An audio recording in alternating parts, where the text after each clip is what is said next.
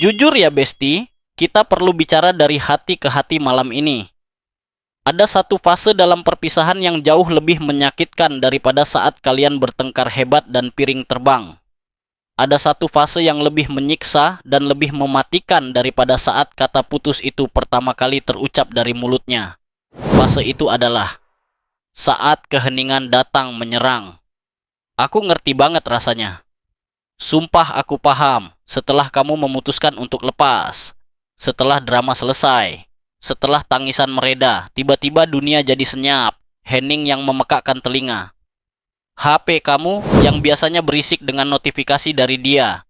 Sekarang diam seperti batu bata. Layarnya gelap, kosong. Tidak ada lagi nama dia yang muncul di sana. Malam jadi terasa panjang banget. Jarum jam seolah bergerak lebih lambat dari biasanya. Kamu guling kanan, guling kiri. Selimut terasa panas, bantal terasa keras.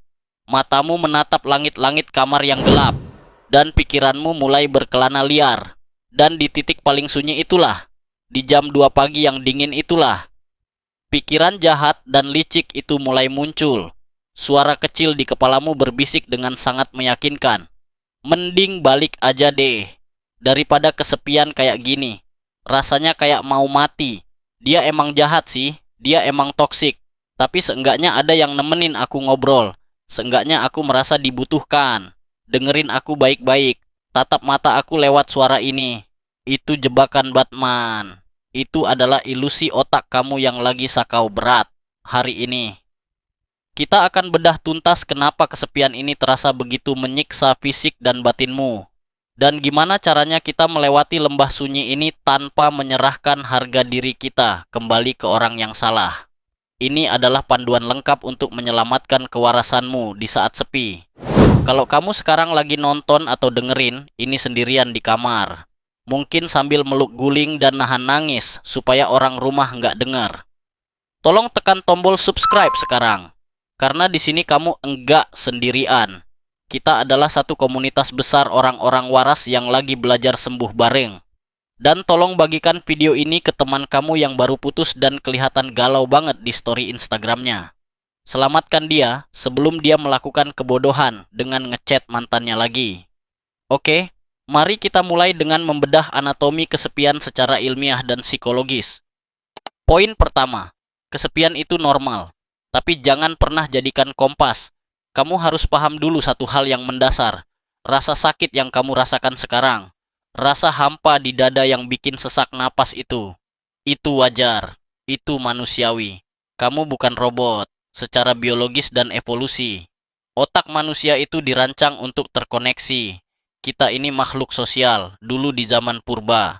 Kalau kita sendirian di hutan, kita mati dimakan singa. Jadi otak kita menciptakan rasa sakit fisik saat kita sendirian sebagai sinyal bahaya, supaya kita segera mencari kawanan. Ditambah lagi, selama ini, otak kamu sudah terbiasa dapat suntikan dopamin dari dia. Dari ucapan selamat pagi, dari perhatian dia, dari sentuhan dia, bahkan dari drama dan berantem sama dia pun, itu ada emosinya. Nah, saat tiba-tiba itu semua hilang, dicabut secara paksa, otak kamu mengalami withdrawal syndrome, persis kayak orang kecanduan obat terlarang yang tiba-tiba di stop obatnya. Otak kamu panik, dia teriak, mana dopamin aku, mana sumber kebahagiaanku, mana orang itu. Jadi tolong dicatat, rasa rindu dan kesepian yang menggebu-gebu itu bukan tanda cinta sejati, bukan tanda bahwa dia adalah belahan jiwamu. Itu adalah tanda ketergantungan kimiawi di otak. Masalahnya adalah, banyak orang salah baca sinyal ini. Mereka pikir dengan logika cinta romantis yang salah kaprah. Aduh, aku kesepian banget. Berarti dia emang jodohku. Berarti aku nggak bisa hidup tanpa dia. Tuhan memberi tanda lewat rindu ini. Salah besar. Itu bukan tanda dari Tuhan. Itu tanda dari amigdala kamu yang lagi panik. Aku mau tegas di sini. Jangan jadikan kesepian sebagai kompas. Kompas yang rusak akan membawamu kembali ke jurang yang sama, ke neraka yang sama. Coba pikir pakai logika sederhana. Kalau kamu lapar banget, apakah kamu akan makan makanan basi yang ada di tempat sampah? Cuman karena itu makanan yang paling deket dan paling gampang diambil. Enggak kan? Kamu pasti jijik. Kamu akan tahan laparnya sebentar. Lalu cari makanan sehat meskipun harus masak dulu atau jalan agak jauh. Sama kayak hubungan, hanya karena kamu kelaparan akan koneksi. Hanya karena kamu haus akan kasih sayang. Jangan makan cinta basi dari mantan yang sudah jelas bikin kamu sakit perut dan sakit hati bertahun-tahun. Itu namanya menyiksa diri sendiri. Poin kedua, bedakan antara butuh koneksi dan butuh dia. Ini konsep yang penting banget. Kesepian itu sinyal netral. Sinyal itu cuma bilang satu hal. Hey tuan, aku butuh interaksi manusia. Aku butuh dilihat. Aku butuh didengar. Sinyal itu tidak menyebut nama mantanmu secara spesifik. Otakmu aja yang menempelkan wajah mantanmu ke sinyal itu. Karena dia adalah sumber terdekat yang kamu ingat. Dia adalah kebiasaan lama. Padahal, kebutuhan akan koneksi itu bisa dipenuhi dari sumber lain yang jauh lebih sehat dan aman. Bayangkan kamu haus di gurun pasir. Kamu butuh air.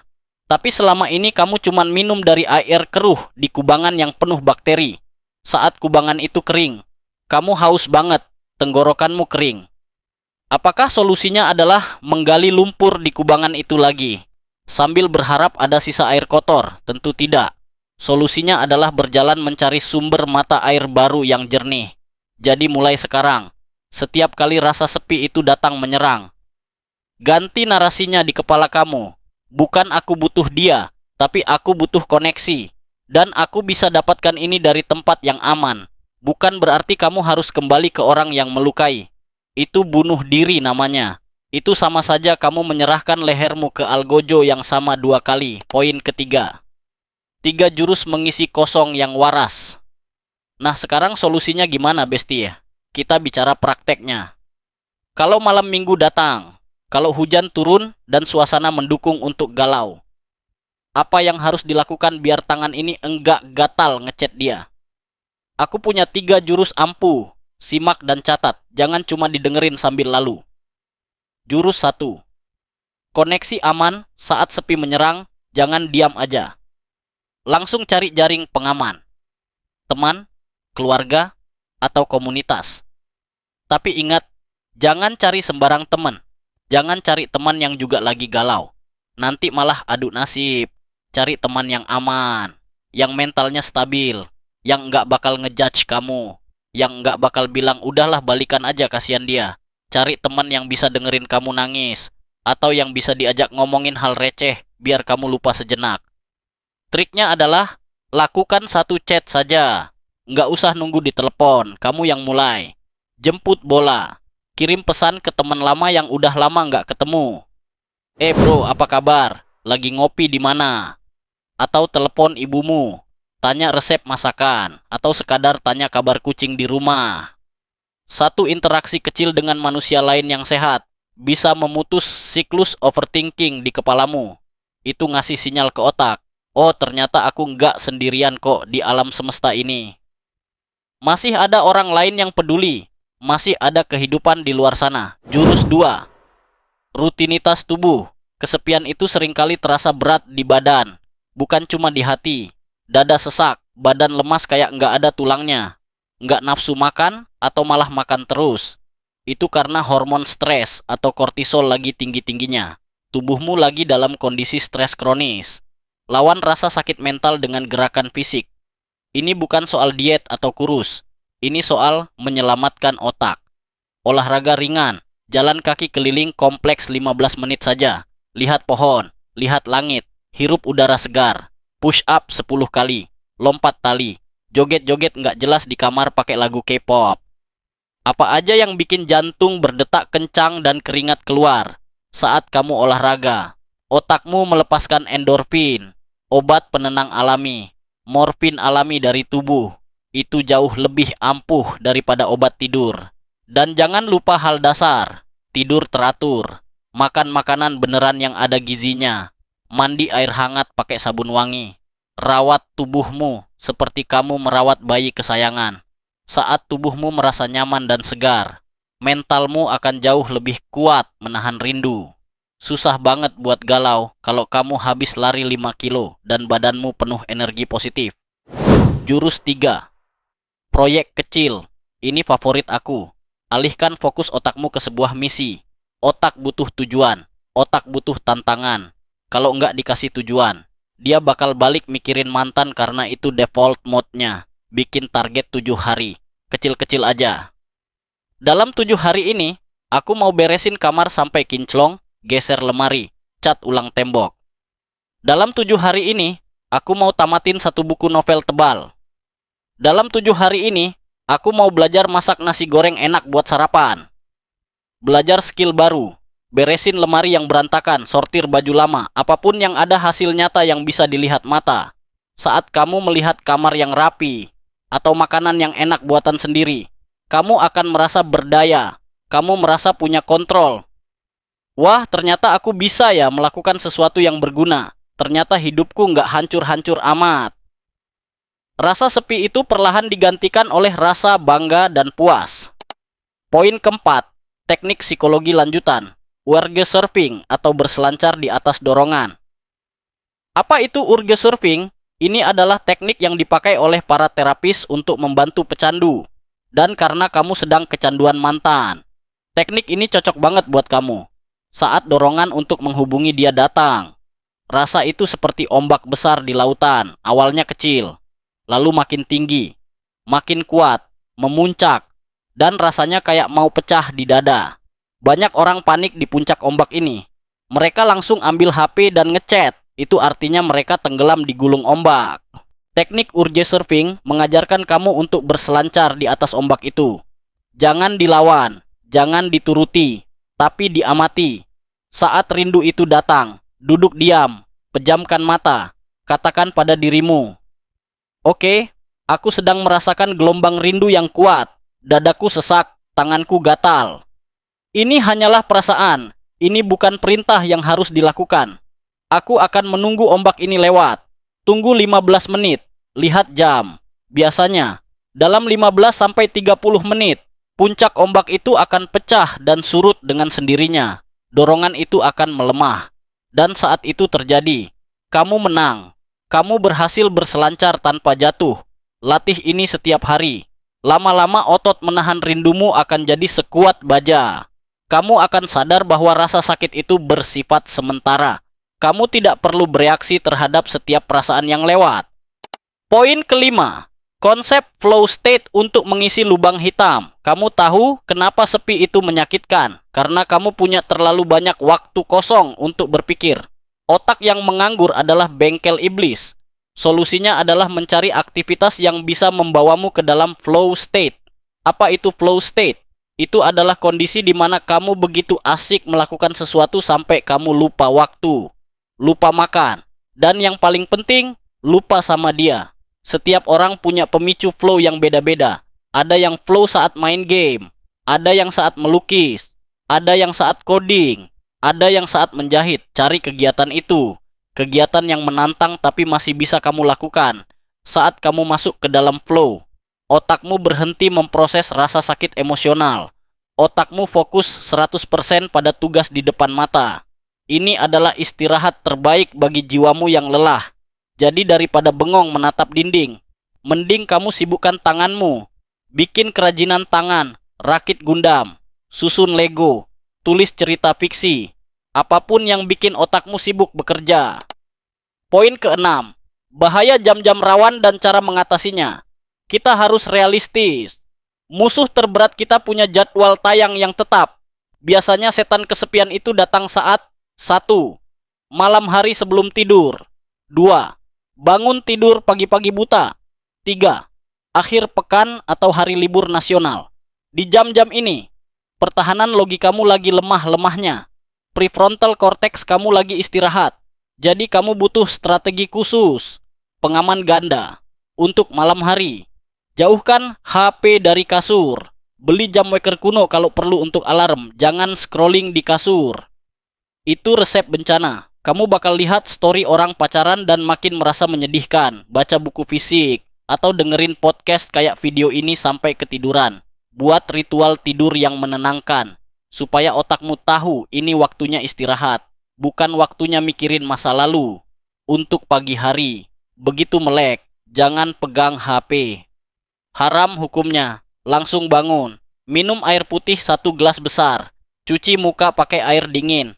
Kalahkan dorongan untuk ngecek apakah dia ngechat aku tadi malam. Jawabannya nyesek kalau nggak ada. Dan nyesek juga kalau ada. Jadi mending nggak usah dicek. Simpan energi pagimu buat dirimu sendiri, bukan buat kecewa. Untuk akhir pekan, jangan biarkan jadwalmu kosong melompong. Penuhkan jadwalmu dengan kegiatan, pergi ke perpustakaan, pergi ke pasar tradisional. Nonton bioskop sendirian, itu seru banget, sumpah cobain deh. Kunjungi rumah nenek, cuci motor atau mobil sendiri. Bikin dirimu sibuk sampai capek. Jadi pas sampai rumah langsung tidur pulas tanpa sempat mikir. Kekosongan adalah tempat bermainnya iblis masa lalu. Jadi jangan kasih ruang. Poin ketujuh. Kalimat penyelamat saat mau relapse. Akan ada saatnya pertahananmu jebol. Kita manusia biasa. Kamu nangis kejer sampai mata bengkak. Kamu udah megang HP dan ngetik nama dia di WhatsApp. Di detik-detik kritis itu. Sebelum jempolmu menekan tombol send. Aku mau kamu ucapkan kalimat ini dengan lantang. Teriakkan kalau perlu biar telingamu dengar sendiri. Aku sepi, tapi aku tidak akan mengorbankan diriku. Ulangi lagi sama aku. Aku sepi, itu fakta. Tapi aku berharga, itu prinsip. Rasa sepi ini cuma perasaan, bukan kebenaran mutlak. Perasaan itu kayak cuaca. Bisa hujan badai hari ini, tapi besok bisa cerah matahari bersinar. Jangan hancurkan rumahmu cuma karena hari ini hujan deras. Tunggu sebentar, badai pasti berlalu. Tidak ada hujan yang turun selamanya. Ingat kenapa kamu pergi dulu. Ingat sakitnya dikhianati. Ingat capeknya dibohongi terus-menerus. Ingat betapa kecilnya kamu saat sama dia. Ingat malam-malam di mana kamu nangis sambil nunggu dia yang nggak ada kabar. Apakah kamu mau menukar rasa sepi yang sementara ini dengan neraka yang permanen itu lagi? Jangan murahan besti. Tolong jangan diskon harga dirimu, mahalkan dirimu. Kesepian adalah harga yang harus dibayar untuk sebuah kebebasan. Dan percayalah sama aku, itu harga yang sangat pantas dan sepadan. Poin ke-8. Mengubah loneliness menjadi solitude. Ada perbedaan besar antara loneliness dan solitude. Loneliness adalah rasa sakit karena sendirian. Kamu merasa ada yang kurang. Tapi solitude adalah kekuatan karena sendirian. Kamu merasa utuh. Tujuan kita adalah mengubah rasa sepi ini menjadi kekuatan. Masyarakat kita memang aneh. Orang yang punya pacar tapi makan hati setiap hari dibilang laku dan sukses. Orang yang jomblo tapi bahagia, produktif, dan bebas dibilang kasihan dan gak laku. Ubah mindset kampungan itu. Sendiri itu bukan kutukan. Sendiri itu kemewahan yang mahal. Ini adalah waktu di mana kamu punya kendali penuh atas hidupmu 100%. Kamu mau makan apa? Terserah kamu. Nggak usah debat mau makan di mana. Kamu mau tidur jam berapa? Terserah kamu. Nggak ada yang ngatur. Uang kamu buat siapa? Buat kamu. Nggak habis buat bayarin orang yang nggak tahu terima kasih. Nikmati masa ini. Gunakan waktu sepi ini untuk kenalan lagi sama diri sendiri. Ajak dirimu kencan. Date yourself. Tanya sama dirimu sendiri. Halo diri, kamu sukanya apa sih? Mimpi kamu apa yang dulu sempat tertunda gara-gara sibuk ngurusin dia? Jadikan dirimu sendiri sebagai sahabat terbaikmu. Orang yang nyaman dengan kesendiriannya adalah orang yang paling powerful di dunia. Karena dia tidak bisa diancam dengan kepergian. Dia tidak bisa dimanipulasi dengan ketakutan akan ditinggalkan. Dia sudah utuh. Dia sudah cukup. Poin ke-9. Self-parenting atau mengasuh diri sendiri. Saat kamu kesepian dan merengek ingin balikan, sebenarnya itu bukan dirimu yang dewasa. Itu adalah inner child kamu yang sedang tantrum. Anak kecil dalam dirimu takut ditinggal sendirian. Tugas kamu sekarang adalah menjadi orang tua bagi dirimu sendiri. Lakukan teknik self-parenting. Bayangkan ada anak kecil yang lagi nangis di dalam dadamu. Jangan dimarahi. Jangan dibilang cengeng lu, tapi peluk dia. Katakan, "Hei sayang, aku di sini. Aku nggak bakal ninggalin kamu. Kita aman kok. Kita nggak butuh orang itu buat bahagia. Aku bakal jagain kamu." Validasi rasa takutnya, tapi berikan rasa aman. Ini kedengarannya aneh, tapi ini efeknya luar biasa menenangkan. Kamu akan sadar bahwa cinta yang kamu cari-cari dari orang lain sebenarnya bisa kamu berikan sendiri ke dirimu, dan rasanya jauh lebih stabil. Poin ke-10. Jebakan nostalgia palsu atau euphoric recall. Hati-hati dengan otakmu sendiri. Saat kamu kesepian, otakmu suka berbohong. Dia akan memutar kaset lama, tapi cuman bagian yang indah-indahnya aja. Ini disebut euphoric recall. Kamu tiba-tiba ingat saat dia bawain makanan, saat dia senyum manis, saat kalian ketawa bareng. Tapi otakmu sengaja melupakan bagian buruknya. Dia lupa saat kamu dibentak, saat kamu diselingkuhi, saat kamu diabaikan. Jangan tertipu oleh editan video di kepalamu itu. Saat ingatan manis itu muncul, lawan dengan fakta pahit. Ambil kertas, tulis semua kejahatan dia. Tulis semua momen di mana dia bikin kamu nangis. Baca itu setiap kali kamu merasa kangen. Itu obatnya. Itu realitanya. Pecahkan gelembung nostalgia itu dengan jarum kenyataan. Masa lalu itu sudah mati. Yang kamu rindukan adalah kenangan, bukan orangnya. Orangnya yang sekarang mungkin sudah beda, atau mungkin dia lagi bahagia sama orang lain. Jadi ngapain kamu tangisi hantu? Jadi bestie, malam ini atau kapanpun kamu mendengar ini, kalau sepi itu datang mengetuk pintu kamar kamu, jangan dibukakan pintu buat mantan. Itu tamu yang tidak diundang. Bukakan pintu buat dirimu sendiri. Ajak dirimu ngobrol di depan cermin. Peluk dirimu sendiri. Tepuk bahumu sendiri. Bilang sama diri sendiri dengan lembut, gak apa-apa sepi, kita kuat kok. Kita bisa lewatin ini. Kita nggak butuh racun itu lagi untuk merasa hidup. Kamu sedang dalam proses detoksifikasi jiwa. Sakit memang, pusing memang, mual memang. Tapi sama seperti orang yang detoks racun dari tubuhnya.